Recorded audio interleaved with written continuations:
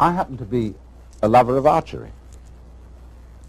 But I don't like archery for killing things. I like it as a sport. But what I like most of all is to set an arrow free, like it were a bird. You know, when it gets far up in the sky, whee! You watch it. And it suddenly turns and drops. What is it that fascinates us about that? Because it's not useful. It doesn't really achieve anything that we would call purposive work. It simply is what we call play. But in our culture, we make an extremely rigid division between work and play. You're supposed to work in order to earn enough money to give you sufficient leisure time for something entirely different called having fun or play. Imagine, too, if you were a bus driver.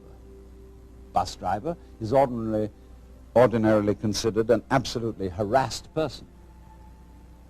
He's got to watch out for all the laws, all the competing traffic, the cops, the people coming on board giving their fares, and he has to give them change. And if he has it in his head that this is work, it will be hell. But let's suppose he has a different thing in his head. Supposing he has the idea that moving this enormous conveyance through complicated traffic is a very, very subtle game.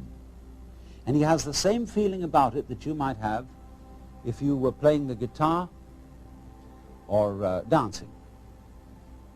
And so he goes through that traffic, avoiding this and avoiding that, and taking a fare like this, and he makes some music of the whole thing. Well, he's not going to be tired out at the end of the day. He's going to be full of energy when he gets through his job. The art of washing dishes is that you only have to wash one at a time. If you're doing it day after day, you have in your mind's eye an enormous stack of filthy dishes which you have washed up in years past, and an enormous stack of filthy dishes which you will wash up in years future. But if you bring in your mind to the state of reality, which is, as I've pointed out to you, only now. This is where we are. There is only now. You only have to wash one dish. It's the only dish you'll ever have to wash, this one. You ignore all the rest, because in reality, there is no past and there is no future. There is just now. So you wash this one. And instead of thinking, have I got it really clean, as my mother taught me with an angry voice, that I had to get every little scrap off it, you know, and she got angry at you. Instead, you turn the cleaning movement into a dance. Like this. And you dig that. And you swing that plate around, and you let the rinsing water go over it, and you put it off in the rack. Crazy. See? Take the next one. And you get this rhythm going. See? And you're not under compulsion all the time. You know, when I was a little boy and went to school in England, I had to learn the piano. They called it playing the piano. But actually, they said you must play. We had in England compulsory games. They used to post notices on the bulletin board in the school where I went to, which said, this afternoon everyone will go for a run. And if you didn't go for a run, and it was found out that you hadn't, you were flogged. So everybody hated going for a run, because they were under compulsion to play. Everybody must play. It's like the whole game of life we're all involved in. It's only a game, but everybody has got to belong. So we went running. I remember one day I was out on a run, and I was trying to enjoy myself because I was running on the balls of my feet, dancing along.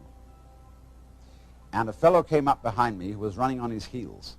He was jogging. And he was going clump, clump, clump, clump, clump, clump, clump, clump. And I said to him, what's the matter with you? You're running on your heels, and you're jarring your whole body all the way through. Okay, but he stuck to it, and he became the champion long-distance runner of the school. But he didn't enjoy it. It was work. And all he enjoyed was the suffering that he endured that made him feel that he had really contributed to the human race because he suffered so much. He identified his existence and his worth with his suffering. Now, really great runners dance when they run. They don't necessarily follow a straight course. They may weave. And in the same way, if you happen to witness in the year 1970 the World Cup Championship in soccer, you would have seen that the winning team from Brazil played soccer in a most extraordinary way. They played it like basketball. They played it dancing. The way we learned soccer in school when I was a boy was very, very formal and orderly, and we didn't really enjoy it. But these fellows were bouncing balls off their shoulders, off every muscle, and they had astonishing teamwork. But at the same time were dancing the game, and the sports writer in the London Times said that they danced their way to victory. So the point is, therefore, that you can do everything you have to do in this spirit. Don't make a distinction between work and play. Regard everything that you're doing as play, and don't imagine for 1 minute that you've got to be serious about it. Let's take, for example, the rest of the world, other than ourselves. Think for a moment, what are vegetables doing? Let's, for example, consider this. And what's it all about? I mean, it serves us, human beings, by being decorative, but what is it from its own point of view? See, because here is this stalk, and all these leaves come out, ka-ching, ka-ching, ka-ching, ka-ching, ka-ching, ka-ching, all the way to the stalk, then whoops, it goes into this. And then it goes into flowers in the end, you see, and they go kitty, kitty, kitty, kitty, kitty, kitty, kitty, kitty, all around. But I look at the thing, and it's like a symphony. It's just like Bach doing a fugue with all the different movements going. And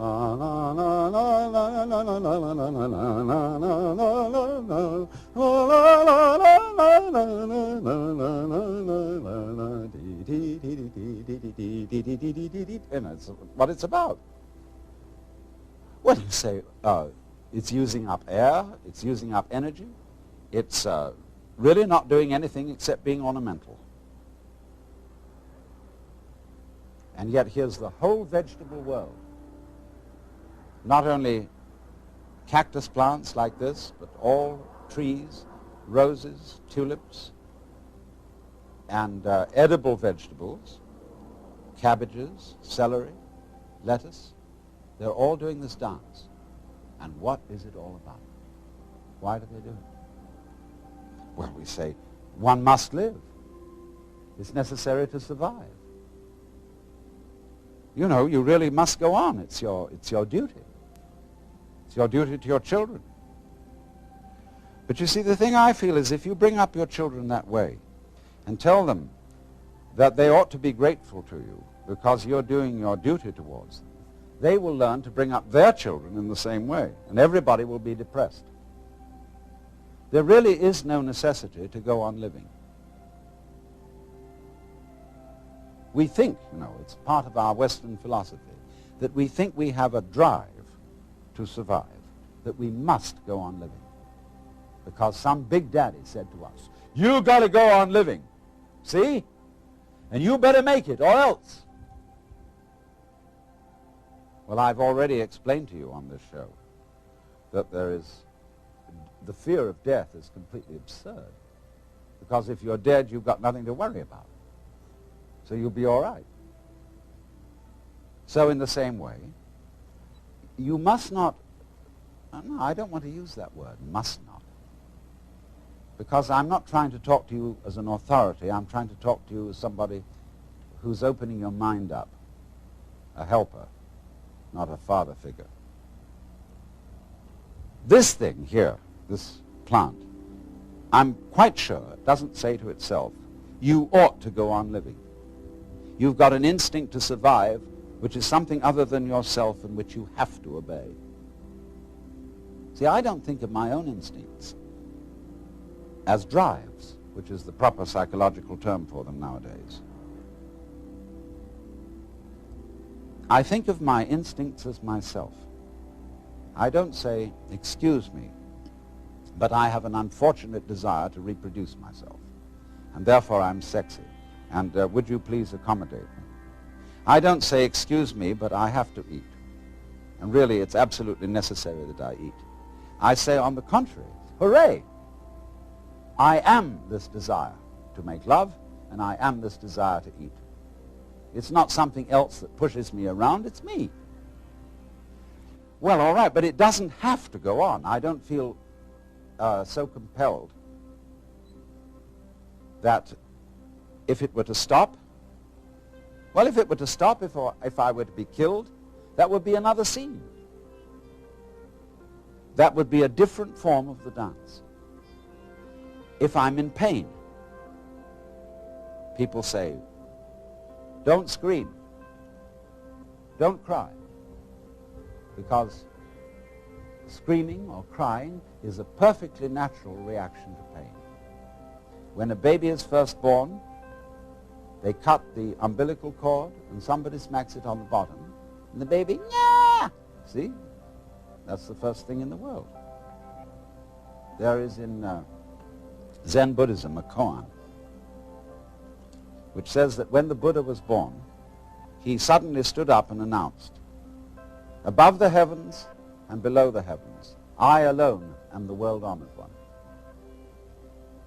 Well, everybody would say that was an extremely proud thing to say. So they give this to students of Buddhism as a problem.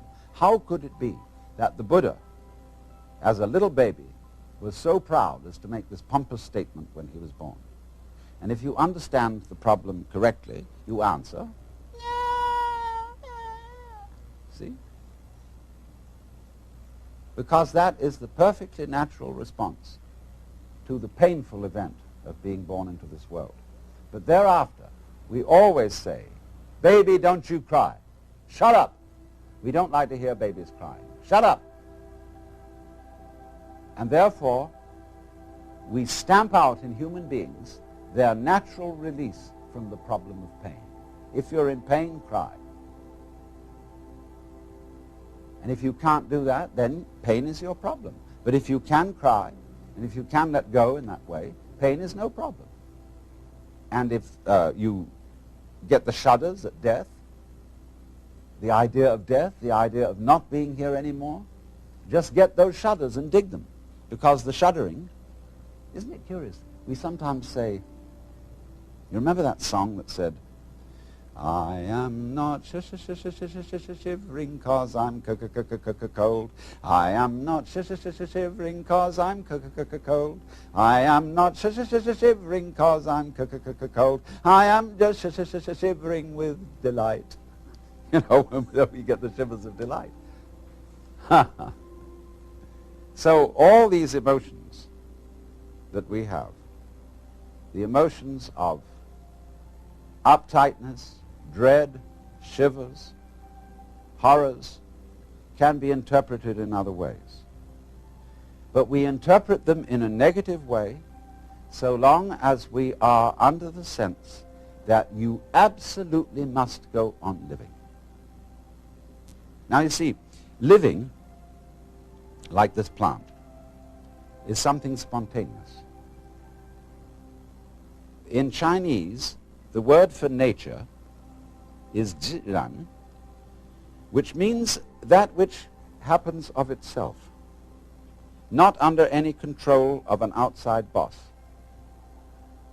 And they feel that all the world is happening so of itself. It's spontaneous. And so you stop this spontaneous flowering of nature cold if you tell it you must do it. It's like saying to someone, you must love me. Well, it's ridiculous. If I were to ask my wife, darling, do you really love me? And she says, I'm trying my best to do so. That's not the answer I want. I want her to say, I can't help loving you. I love you so much I could eat you. And that's what the plant feels in growing. It doesn't feel that it must grow. It's not under orders. It's not a military chain of command. It does this spontaneously. So that when you try to command a spontaneous process, you stop it. It's like saying to someone, now, be unself-conscious. You know, there's a belief in India that if you think of a monkey while you're taking medicine, the medicine won't work. So therefore, when you take your vitamins or next pills, try not to think of a monkey. See? And that will completely tie up the spontaneous process, and it won't work. So all the things that we say to our children, like, well, you must have a bowel movement every day after breakfast. Try, darling, to go to sleep. Stop pouting. Take that look off your face. Oh, you're blushing. And make you feel guilty about blushing. See? All those things are attempts to say this one thing. Darling, little child, you are required to do what will be acceptable only if you do it voluntarily. And everybody on this account is completely mixed up, because we are trying to force genuine behavior. We all admire artists when we say they're unself-conscious. They seem so natural. They seem to dance or paint or talk or play the piano so effortlessly. Of course, a lot of work has gone into it. But if you are a great artist, your so-called periods of practice, when you sit for hours and study your technique on the piano, you will not do that effectively unless it is a pleasure for you. You have to come to the point where going over it again and again is a dance. One of my friends is a great Hindu musician who has the most extraordinary technique in playing an instrument called the sarod. It's like an extremely sophisticated Hindu guitar. His name is Ali Akbar Khan, and he's generally acknowledged to be the leading master of Northern Indian music. He told me once that the comprehension of music is in understanding one note. The meaning of that is he can sit for hours and hours working on this, but there really is only one note at a time. And he gets into that note and listens. He really listens. Gets into the sound. And it simply doesn't matter that it takes a long time, that he'll have to do this for many hours, because he's completely absorbed in listening to the sound he is now making. He's going with that vibration, as when you might chant, you see, like they do in yoga.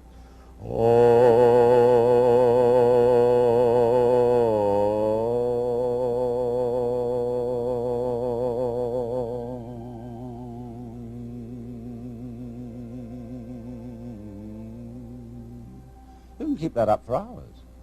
Now what is this? See, this is the real secret of life. To be completely engaged with what you're doing in the here and now.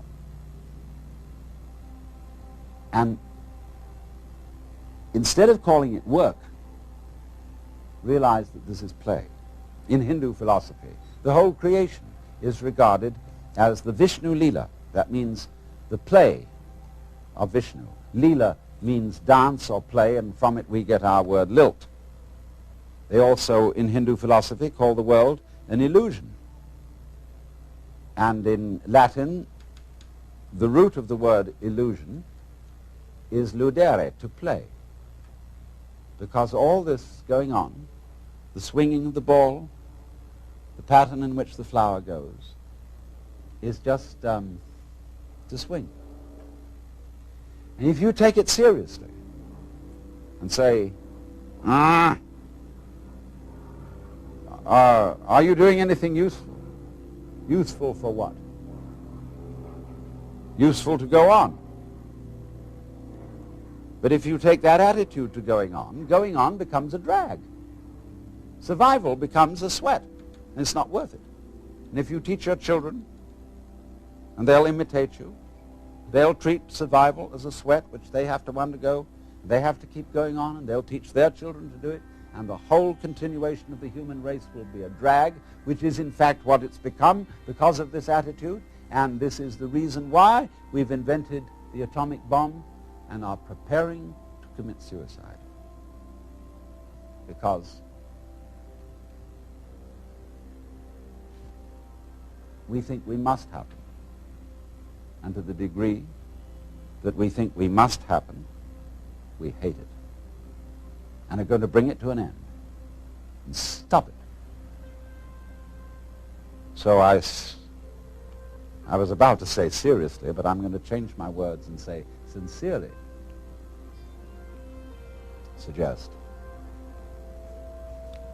You know, I'm not, in talking to you, I'm not preaching. I'm not actually serious, because I'm really with this rather than any kind of deep philosophy and so on.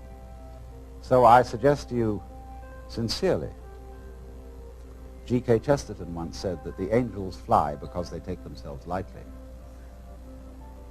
How much more so then he, she who is Lord of the angels. Huh. The whole world is 3 for a penny, 3 for a pound, 'tis love that makes the world go round, or in the words of Dante. But my own wings were not for such a flight, except that, smiting through the mind of me, there came fulfillment in a flash of light, that my volition now and my desires were moved like wheel revolving evenly by love that moves the sun and starry fire.